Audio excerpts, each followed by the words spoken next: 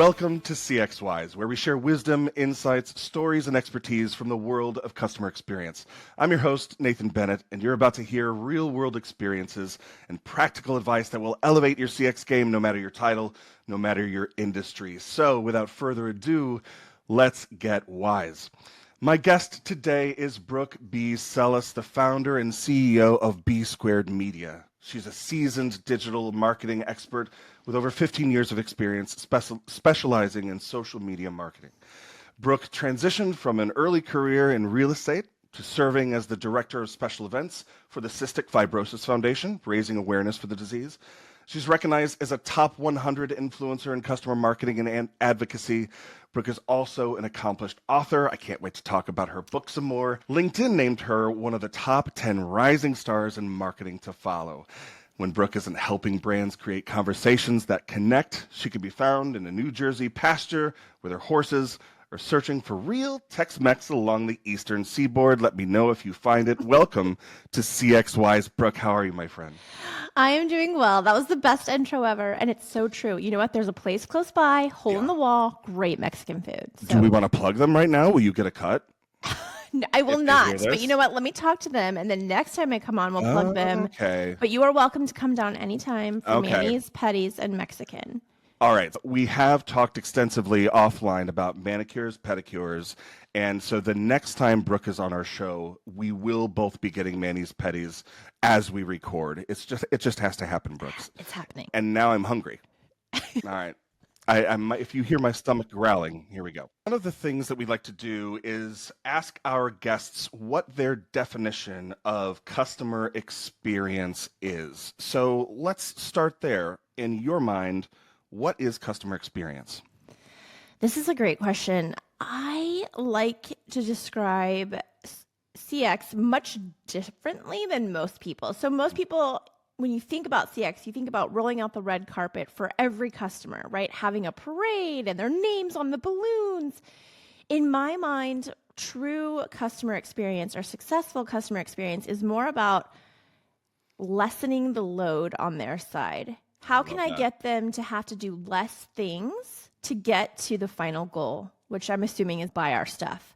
So less clicks or less searching or less outreach to customer support, whatever that means. For me, it's making their job to be a customer as easy as possible. Man, I love that so much. So then let's transition into social care. Where does social care and customer experience intersect? And can you tell our audience a little bit more about social care and maybe some common misconceptions people have about it? Yeah, so I think starting 4 years ago or so during the pandemic, we all moved online. Some of us were forced to move online. Some of us just moved online more and more. And what we've seen through all of the research that's come out through COVID and after is that more and more people are now using social media to find new brands, to shop for deals, to ask friends what they think, to follow influencers and find out what the latest summer dress is for 2024. I'm saying this based on experience because I'm a consumer too. And with that surgence online of all of these things happening, shopping, comparing brands, going to social for support, right? I think a lot of times we think it's complaints, but it's also support and questions and sales inquiries.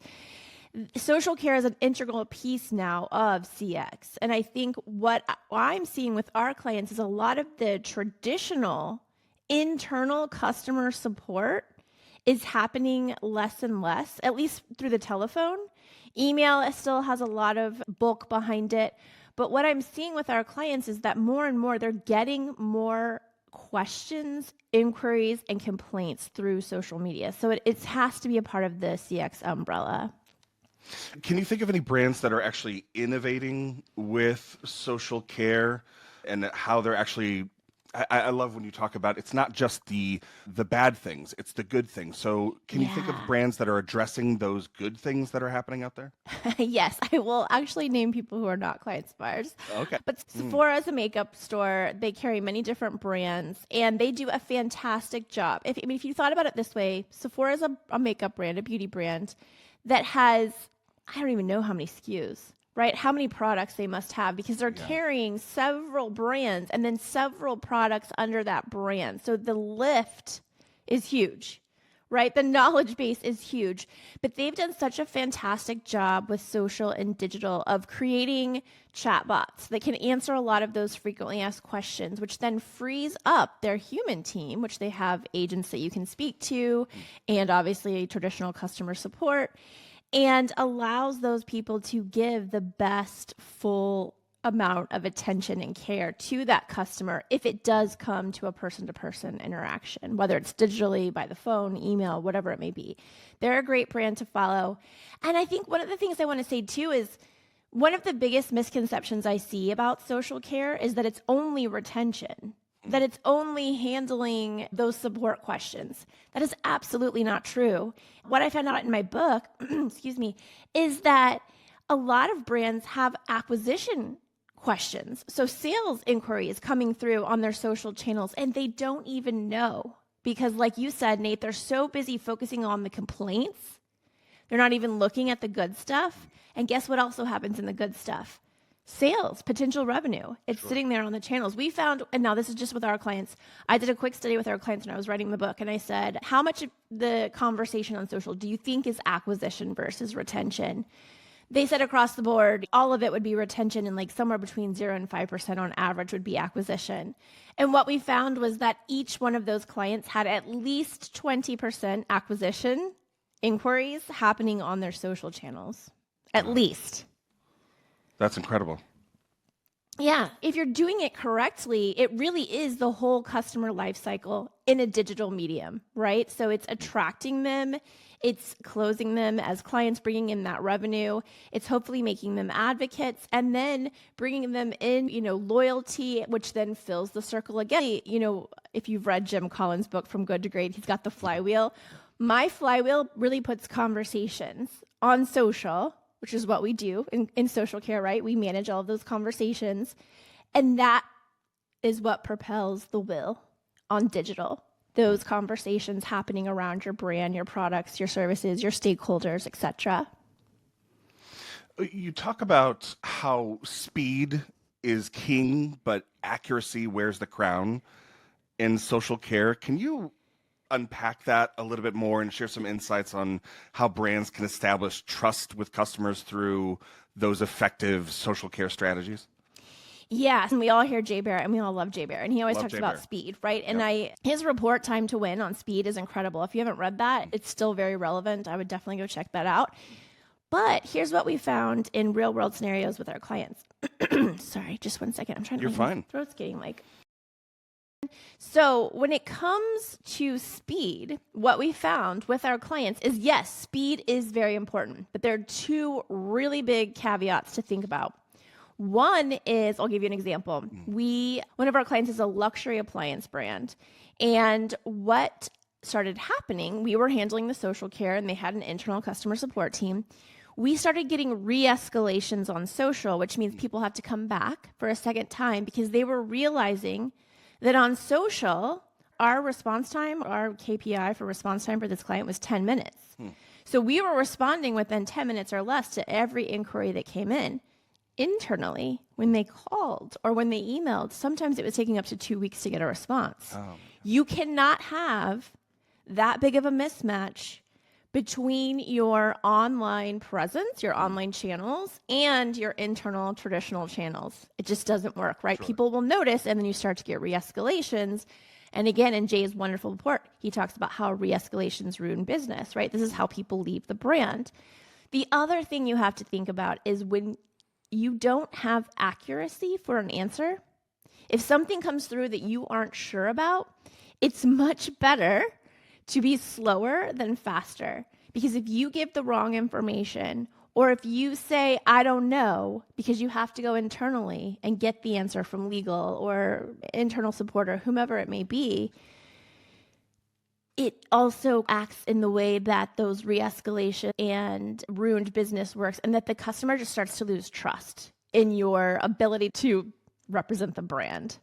So accuracy is more important than speed. And the other thing to think about with speed is making sure that your internal support measures match whatever's happening on digital. That's interesting. And I know that AI can supplement these gaps that we have sometimes. And I Yeah. love that you say it's okay to be in love with AI right now, but don't forget all the things it's not capable of doing. Can you unpack that balance for us in your mind? I love AI. I use it Yeah. every day. I think in terms of CX, AI is fantastic when it comes to FAQ bots or frequently asked questions bots. These are the questions that you get all the time. And we use at B Squared Media, we use a triage system, right? So we triage every single incoming inquiry as green, yellow, or red. Those greens are typically FAQs, right? These are things that the front line, even an outsourced team like our team working for a client, can answer very easily. It's in the FAQ documentation. It's always something we deal with, right? For a bank, we have a financial client. It's like, where's your nearest ATM to this zip code? Are you open today? When do deposits? How long does it take for deposits to show up or whatever? These are all those frequently asked questions. A bot can do this for you, and it can do it with 100% accuracy and speed, right? All the time. It never needs breaks. It's never going to ask you for a raise. But moving beyond those frequently asked questions into yellows, that's that whole I'm really unsure how to answer this, I need some support thing, accuracy. And reds, which in that bank situation would be like, hey, I forgot my password, or can you give me my account balance? The front line cannot do that, right? We don't have access to that personal information. So in those situations, you really need to be careful about how you set up your conversational workflows within a bot, because even if you set it up perfectly, we've seen this time and time again with different brands. I think the most recent one was Air Canada. Did you hear that story? No, please. Oh, so Air Canada set up a bot for CX. The problem was they decided to go all bot, right? Oh, okay. Yeah. So all the humans were removed from the situation. The bots were taken over, which I agree with on the greens. The yellows and the reds, I'm a no. And here's what happened. Somebody had scheduled a trip. There was a death in the family. And she came to the bot and said, what's your refund policy? I've had a death in the family. I need to cancel this vacation. The bot was like, oh, yeah. Well, I'm sure the bot was like, oh, yeah, but whatever. The bot was Very like, casual. yes, ma'am. We will refund that. No problem. That didn't exist. That policy did not exist. Oh. And so when she went to go get her refund, the people that she spoke with were like, no, that doesn't exist. And she's, but your bot told me it did. Very long story short, they ended up in court, Air Canada, with this woman and lost because that bot is a representative of your brand, human or not. And it said, yes, you will get the refund. So they were forced to give that refund. Wow, that's as you say, bad bot behavior stories. Bad bot behavior. Oh, that's yeah. a great one. So how are brands, how are they effectively ensuring that bad bot behavior doesn't happen and that they can still provide top-notch customer experience? There's a few things you can do. One, I think it's a lot of homework that happens first, right? And I think if you stick to like the greens or the FAQ bots, I'm not going to say you're going to be 100% safe, Sure. but I think you're going to be fine. The other thing to look at is in those conversational workflows, which is how you set up a bot. So I'm getting nerdy here a little bit, but Love it. essentially, Let's nerd out. okay, you're building pathways, right? The bot doesn't actually know how to answer the conversation. You're using keyword triggers in that conversational workflow so that if somebody says password, the bot's like, oh, if they say something about password, I'm saying, do you want to change your password? Do you need to reset it? Did you forget it? Whatever all the options are there, right? Through those conversational workflows, yellows will happen. So somebody may come through and you have forgot password, changed password, reset password. I know those are all similar, but just hang with me. And then you start seeing that people are asking for that fourth option around passwords, right? That isn't available. You need to make that iteration to the workflow. So it's never a set it and forget it. You're constantly iterating based on data that you're collecting, based on how your customers are using your bots. And I also think that there needs to be human oversight. If it were up to me, there would always be an option for a human. And I say to people, smaller brands who are like, oh, I can't be 24/7. I'm not a big brand. That's okay. The bot could be like, hey, Nate, our people are sleeping right now. God, so human of them. But they'll be back at 8 a.m. I'm going to make sure this message triggers at that time. And I can guarantee you that by lunchtime, you'll have a callback or an email or whatever it is, right? So you can still make it work even if you're not 24/7. I do not believe you have to be 24/7 if you use bots and humans smartly together. And then you need to not only have those humans available as soon as possible, you need to create some sort of feedback loop between the human team and the bots, or those workflows that essentially make the bots run, so that you're constantly making those iterations, and so that you're working with product, and you're working with HR, and you're working with legal, and you're working with marketing, and you're working with sales. Because truly, all of the questions that we get, those are literally the departments I typically work with through our customer care clients. How do you see AI enhancing social listening capabilities for customer support compared to traditional methods? So good. So I think one of the mistakes I see often is that people confuse social media monitoring with social media listening. So really quick lesson here is that monitoring is what hopefully we are all doing, right? Somebody comes in, they leave you a message on your post, or they DM you on social. You see that message and you respond as quickly as possible. That's great, right? But what makes customer care so important is that it's not reactive. So even traditional customer care, customer support is reactive. You're waiting for the customer to come to you. With social care, to really be successful, you have to get proactive. And one of the ways we do this is through social listening. And social listening uses AI and listeners and all kinds of things, but the very easy way to put it is that if Nate came to Brooke's candy shop, right? And he commented on one of our posts on Facebook, the people, the team at Brooke's Candy Shop would see that, they'd respond back. Now, what if Nate is talking about Brooke's Candy Shop, but he doesn't mention Brooke's Candy Shop? He actually mentions the special nerd mixed packages that only Brooke's Candy Shop has. He's, oh, those nerd mixed packages are crazy. Maybe they're called like Nerd Squared. You know? Please tell me you're actually going to open this candy shop, because if you're not, I'm going to steal all these ideas. I'm doing it. All right, okay. So he's Nerd Squareds. Have y'all tried them? Oh my gosh, it's all the nerd flavors in one pack, but they're separated. But then if you push the button, it mixes them together. I'm totally making all this up, right? Yes, I know. I love it. Now, how would Brooke's Candy Shop see that? They would not see that unless they had keyword listeners, social listening set up around that product name. And this is why social listening is absolutely critical to being proactive with social care, because people don't go out there on social and go, you know what, I'm going to tag Sprinklr and say this thing. That's not how it works. They talk about Sprinklr's case management for customer care, or whatever it is. They're talking about products. Maybe they're talking about stakeholders. You know, maybe they're talking about an experience where you can guess what the brand is because maybe there's a picture and there's a logo involved, but they never mention the brand. So if you want to be a part of those conversations, even if you don't, let's say passively, you just want to collect the voice of customer data, you've got to use social listening. And then if you actively want to get involved to guide that conversation or handle that complaint or make that sale, you have to be using social listening.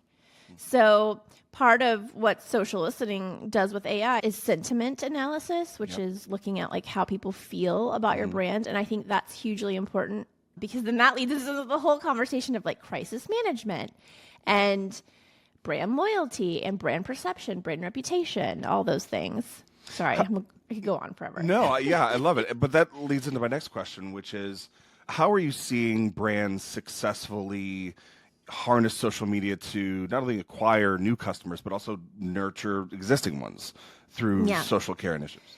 This is the biggest advice I could give. I don't understand why everybody's not doing this. Tag. Your social monitoring tool likely has something called tagging or labeling, something in the back end where you can make a note even. 99 out of 100 of the tools will have this, something like this feature.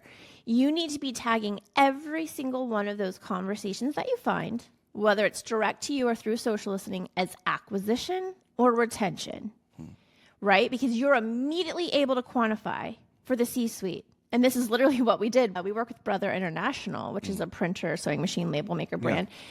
We found that 4 of their product lines every single month have 60 to 80% of the conversation is acquisition.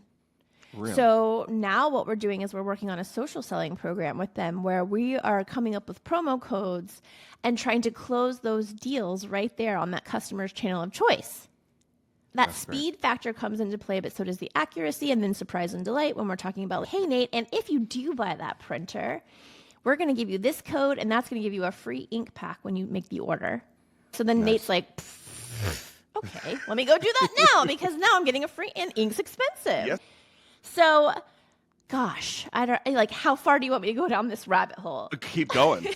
This is so great. It's so great. So when you quantify that for the C-suite, right? That's first and foremost. They start to give social the attention that it deserves, because I still feel like a lot of the C-suite is like, does social work? Where's the ROI? All those things, right? Once you can say, oh, and by the way, 4 of your product lines, Nate, had 60 to 80% acquisition, and we put an MSRP to each one of those unique conversations, and it's about $2.5 million sitting there out on social. So why do you say we start trying to close these guys and bring some of that revenue in-house from our social care team? So you're not paying a salesperson a giant salary. You're literally picking the fruit. It's really the fruit on the ground. It's even off the tree already. It's on the ground. You're just picking it up and eating it. I guess we're hungry. Candy, the fruit, I don't know. You started me with Tex-Mex, and that's all I can think about now. And then you're talking about candy, so now we're in dessert. I like food. Oh, my gosh. Yeah, me too. Goodness gracious. One of the things that I wanted to ask you about, too, because this is close to my heart, is I remember you talked about brand storytelling. Yeah. And how it's being commoditized. Can you talk a little bit more about that and unpack that? Yeah. So I think this is my opinion. I know some of you are going to come for me, and that's okay. I'm ready. But I think a lot of people are using AI to tell the story of their brand. And AI is so amazing and wonderful in what it does, but it doesn't have experience. It doesn't have your experience. It can't tell that story that you have from that experience. What it can do is write a story based on some of your keywords by reading the whole of the internet. Why do you think so much content is sounding the same these days? It's because I think people are using AI to tell that story. Use AI to create commodity type content, sure, but don't let it tell your story. It can't tell your story. It can't tell the experience. Nate, it can't tell the experience of Nate. It would say something like Nate and Brooke were on a podcast that talked about social care, and these were some of the things that were said. But it's not going to be like, opening scene, Nate and Brooke are sitting with their feet in bubbling water. Bubbling water. They have tacos. They're hooked up to mics. And they're talking about CX. Is it weird? Yeah. Yes. Does it work? Absolutely. Totally. AI isn't going to tell that beautiful, funny, weird story. It's just going to give you like the words on the page. I don't know how to. It's a paint by numbers, is what AI is. And I think brands still need to aim to be the Picassos of their time. You don't want to be a paint by numbers brand. Because they're not maintaining their authenticity whatsoever. In effect, zero. Yeah. It's just a conglomerate of what it's able. My friend Christopher Penn says you have to know what you're using AI for, because otherwise it's like having a beautiful steak and a blender, which is the AI, and the steak is what you want, and you're going to try to make that steak, cook that steak with the blender. Doesn't make any sense at all, but this is what everybody's trying to do with AI. They're like, oh, I have this blender, let's cook the steak. This is our first food mention that did not make me hungrier. Thinking about putting a steak into a blender. Blender steak. Yeah. Yeah. No gracias. No, thank you. No. One of the things I wanted to talk about before I let you go is this amazing book that you wrote, Conversations That Connect. Can you tell me what problem you saw out there in the world that you said, you know what, I need to invest all the time and energy I have to address this problem with this book? Wow, I have to get nerdy one more time, if that's okay. Okay.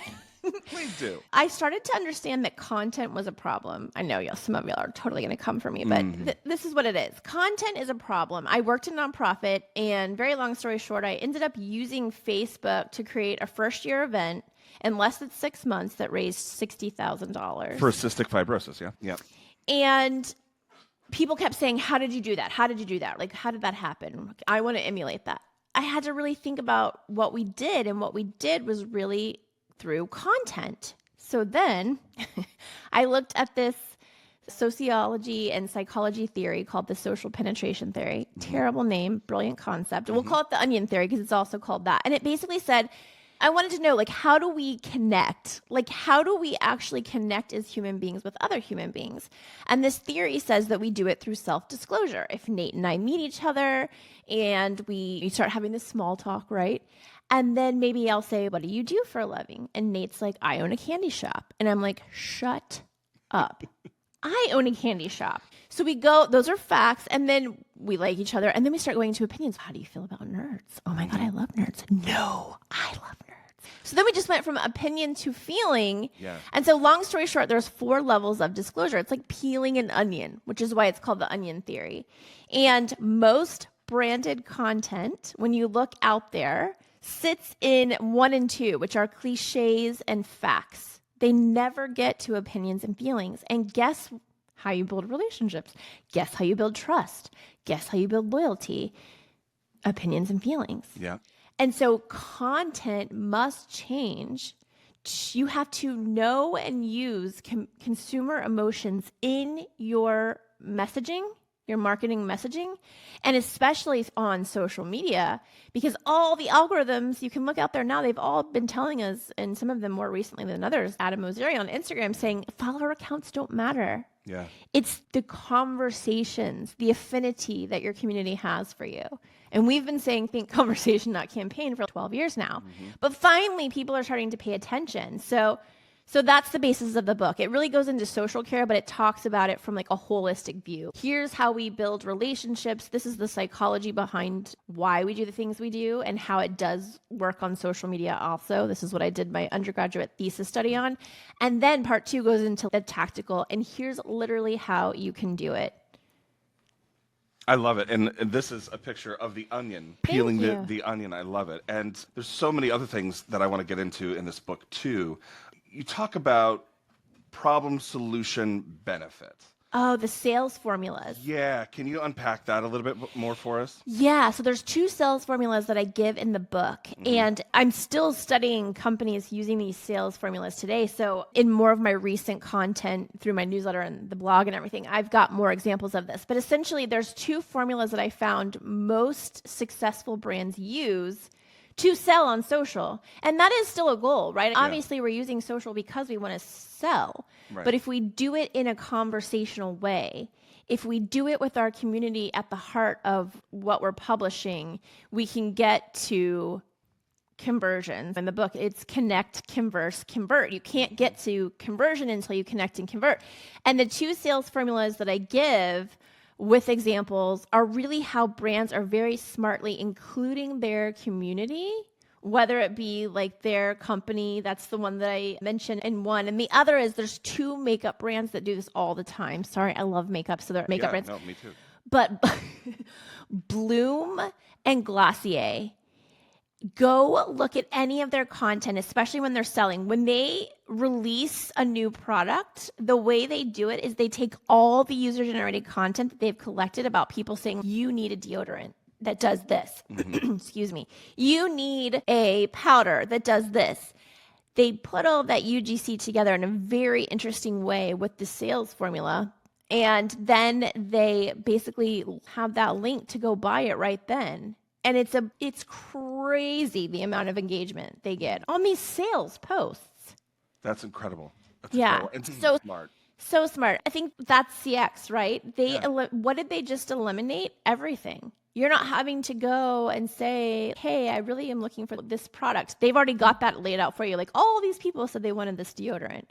You don't have to go and say, how do I get it? What does it do? They've got that laid out in the carousel post, and then that link takes you right to add to cart. It's making that journey almost in 3 clicks, let's say. That's brilliant. And I thank you so much for unpacking that. There's so much more in this book. You guys, conversations that connect. One of the things that we love to do on CXWise is we like to give away our guests' book for free. So whatever you're getting out of this episode, I know there's a lot, but Give us one takeaway, post it on whatever social media platform you want, hashtag CXWise, and we will send you a copy of Brooke's book, Conversations That Connect. So It is cool. so good Thank and you. so easy to read through. It's like one of those things that you just, when you have a kind of question, you can grab it and it's there for you. It's like having Brooke in your ear, which is exactly what I have right now, and it's fantastic. Is there another book rattling around in your brain that we might see from you in the future? Yes. I feel comfortable saying the title because I've used it so much. I've got the, what's it called? The poor man's patent already going, trademark or whatever on the name because I've been using it already. But it's called Return on Conversation. Okay. And this is where we go more into the social selling and those acquisition tags that I was talking about earlier. Yeah. And how we are dealing with these conversations. Literally, I'm going to walk you through, like, tactically, how do we do it? How do we tag them? How do we operate through all that triage? And then how do we close them?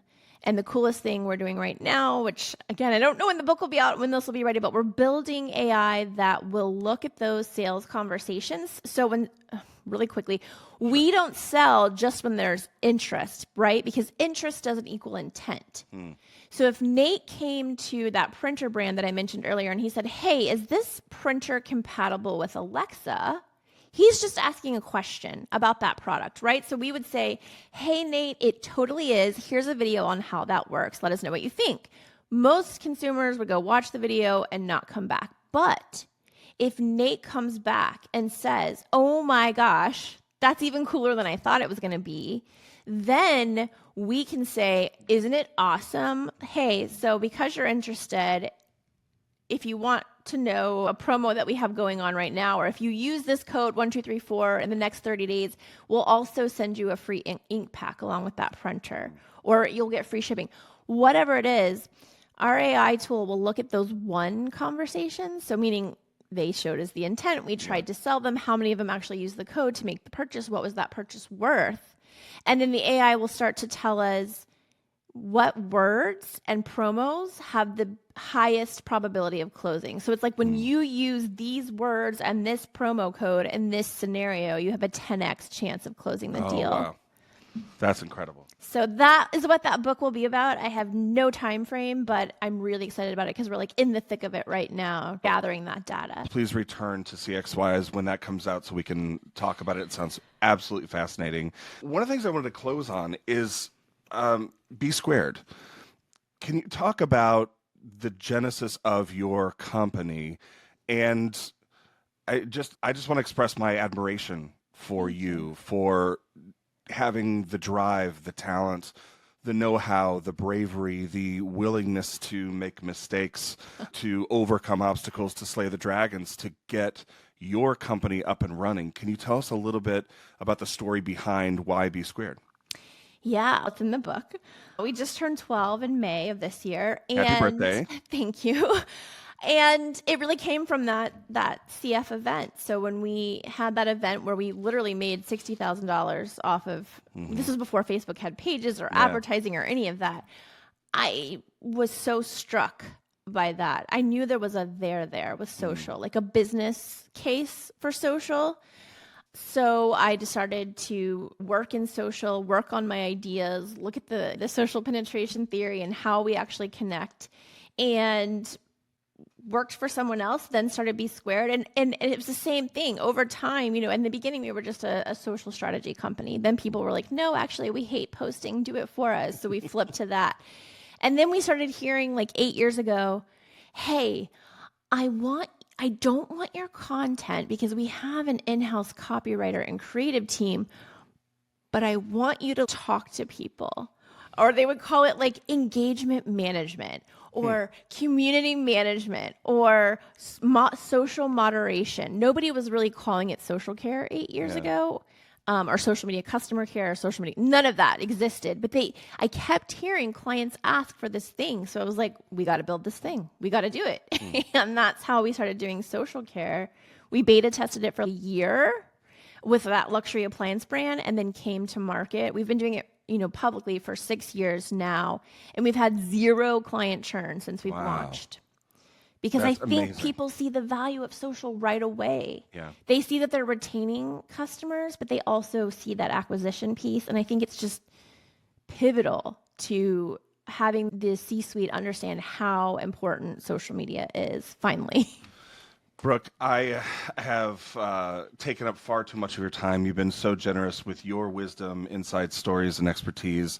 Thank you so much for making us all a little CX wiser, and I can't wait to talk to you again over some Tex-Mex, candy, mani-pedis, nerds, but no blender steak. No blender steak. No blender steak. We're gonna take a pass on that Yeah, one. take a pass on that one. Brooke, thank you so much for being with us today. Thank you for having me, Nate. Thank you, my friend.